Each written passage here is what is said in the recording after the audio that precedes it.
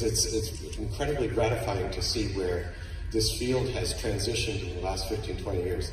I was going to talk to you about a set of slides. I actually lifted them out of one of our research papers. But given the flavor of the other talks, let me just share with you how I came to this field and why I'm particularly excited about where we are right now. As you heard, I'm a clinician scientist, I'm a biochemist, and a practicing retina specialist.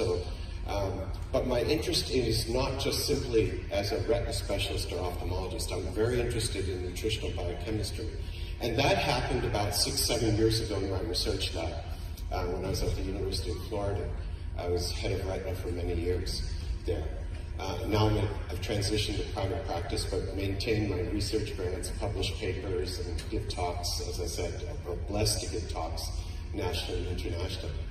What we discovered about 6, 7 years ago, we were looking for new compounds for macular degeneration and diabetes in particular, because those are the two most common causes of blindness worldwide. And so what you can do is you can buy commercial libraries of compounds, and you can also obtain them from the National Institutes of Health, NIH. And we screened 200 to 300,000 compounds. We were the first people to do that in our field of vision biology. Now it's fairly routine. In fact, you can do this literally in a lab within a few days at most of the medical schools, I shouldn't say major.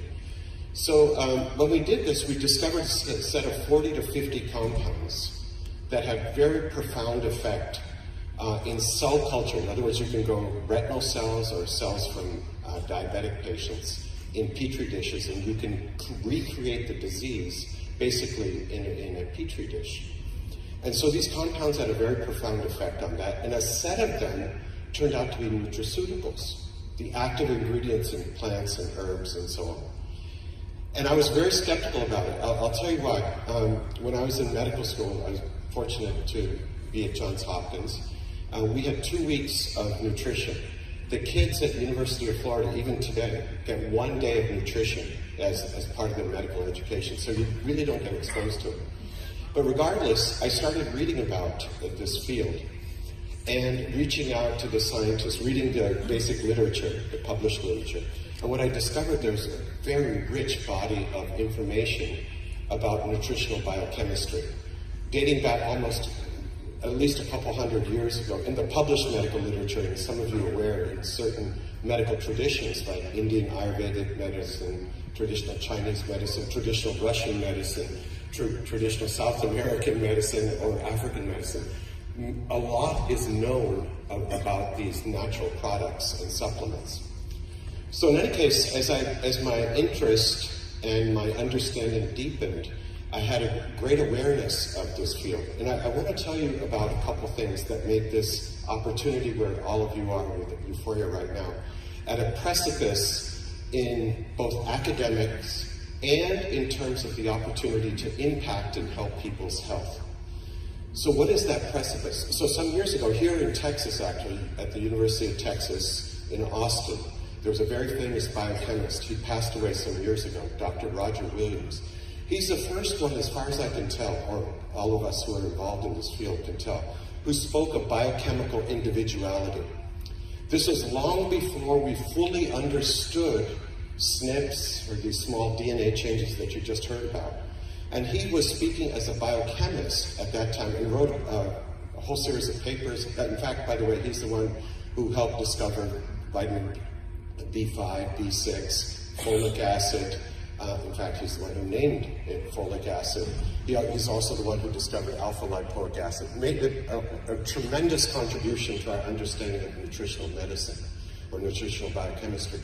But the point, though, is in 1956, when he published this book, he already had understood from his own lab's work, which is just absolutely genius and brilliant, that this concept of biochemical individuality is what drives the differences in all of us, and why here we are in 2018 about to be able to impact it by looking at actionable genes, as you heard, or actionable SNPs. That turns out to be a very profound 50, 60 years in modern medicine, because you've heard about the genomics revolution, you've heard about the wonderful advances in molecular biochemistry and molecular genetics and molecular biology as well in that span of time. But what we are able to do now is just simply remarkable. And I wanted to, before I tell you that, and these remarkable ingredients that we have, I'm happy to talk with any of you afterwards. You can tell I'm not a very passionate person per se. But if you want to talk about any of these ingredients, in fact, each of these ingredients deserves 2-3 hour discussion in and of itself. I mean, they're simply remarkable.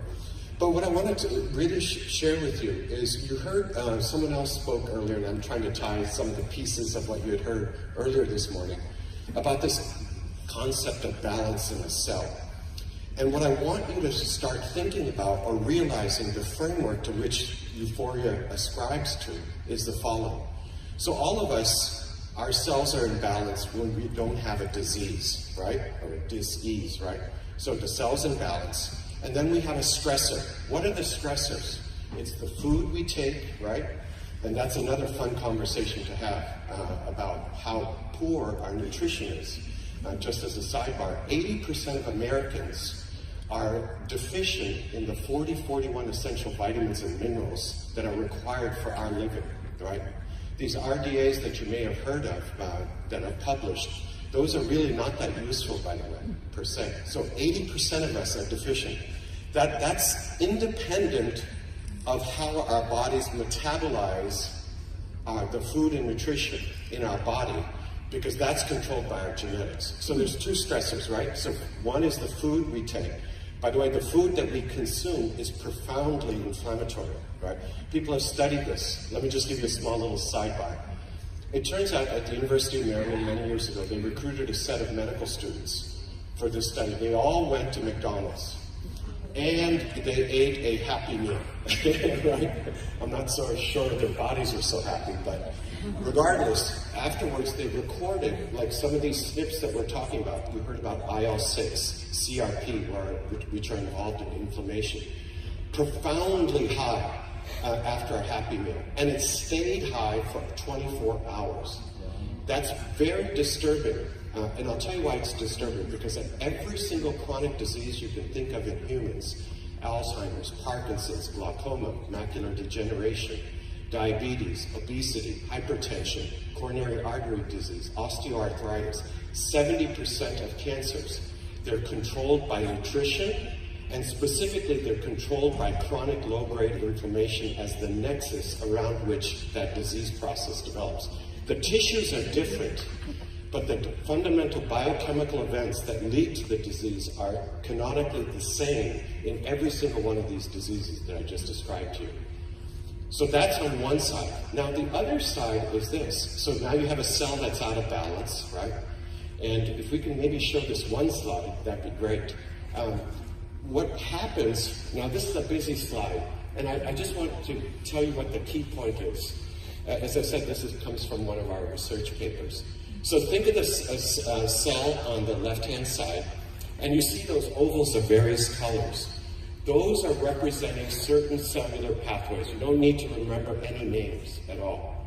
But the point is this, is these major cellular pathways that control the balance of a cell are the same that you find in bacteria as you find in human cells. So nature conserved those. And what happens is these pathways are connected to each other. So it's like this. They're like a bunch of springs that are connected to each other. And you jigger one of the springs, all the other springs vibrate. And they vibrate because they're trying to maintain the balance, because the cell's being insulted by nutrition, right? Or what we consume. And also our genetics, right? So that opportunity to affect these stressors, which affects balance, if you could go to the next slide, that'd be great. So here's a cell in balance, right? I don't want you to remember any of these names that are shown here. These are some of the cellular pathways. And any of you who are interested in talking about the gory details of this, I'm happy to discuss it afterwards.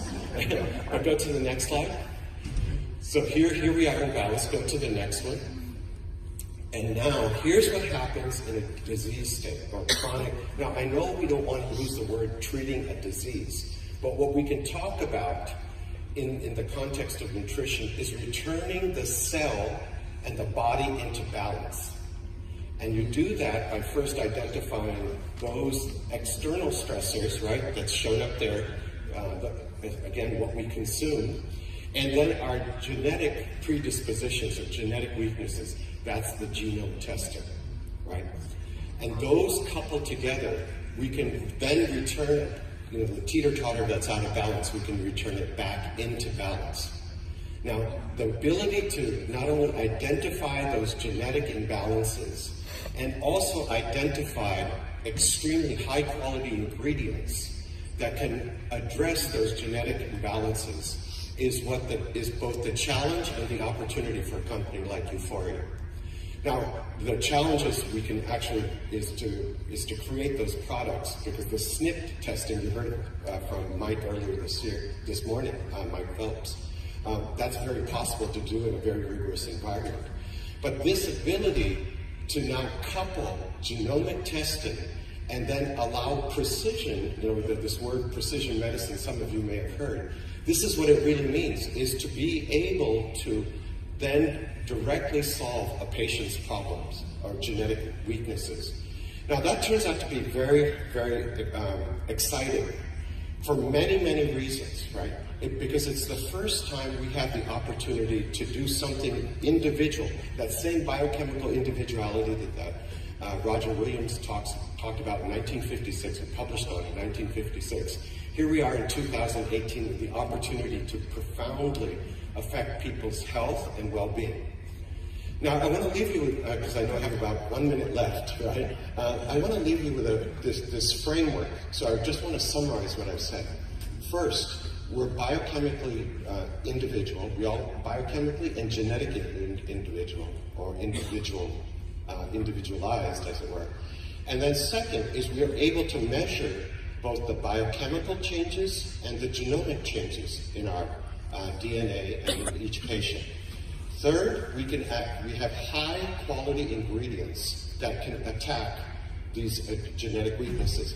Now, and there's a corollary to this final point.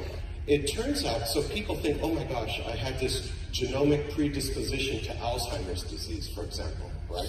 Or to macular degeneration, or to high blood pressure. That is not the final verdict. It turns out there's other wonderful published papers by a close friend of mine, Dr. Bruce Ames out at Berkeley, who showed many years ago that you can actually overwhelm a genetic weakness with appropriate nutritional supplementation. His old concept, some of you may have heard of it, it's called triage theory. If you want to talk about it afterwards, I'm happy to discuss the biochemical details of that as well. But this whole idea that you can now treat with nutrition genetic weaknesses in such a way that you can outrightly prevent and or reverse disease. Now that's, again, we don't want to use the word disease per se, but returning the way to frame it to potential patients or physicians is, it's not necessarily reversing disease, but it's returning this body back into balance. Okay, my very last point. We heard one of the speakers talked about structure and function. So it turns out that as physicians, we only do two things. We measure structure or function, right? Whether it's a retina specialist like myself, a cardiologist or neurologist, whoever it is. Now here's what I want you to remember. It turns out structure and function are directly correlated with each other when body or human being or a cell is in balance. Soon as there's a stressor that's placed on the cell or human being, they become discorrelated. In other words, structure doesn't correlate with function. And the way to return back to a balanced state, in other words, where structure and function correlate with each other, is through nutrition, or targeted nutrition in particular. So I'll end on that. I'm happy to chat with other folks. I'm very grateful to being here. Thank you so much.